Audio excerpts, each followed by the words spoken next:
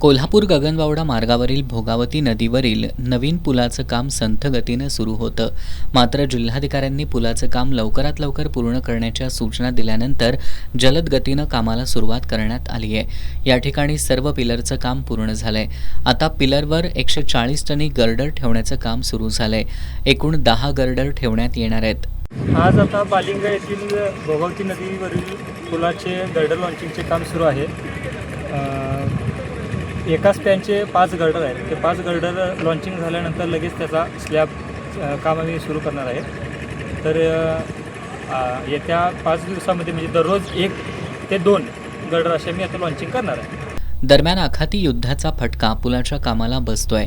या कामावर 25 मशिनरी असून त्यासाठी दिवसाला 2000 लिटर डिझेल लागतंय. 200 टनाच्या 2 लॉन्चिंग क्रेन असल्यानं मोठ्या प्रमाणात डिझेल लागतंय.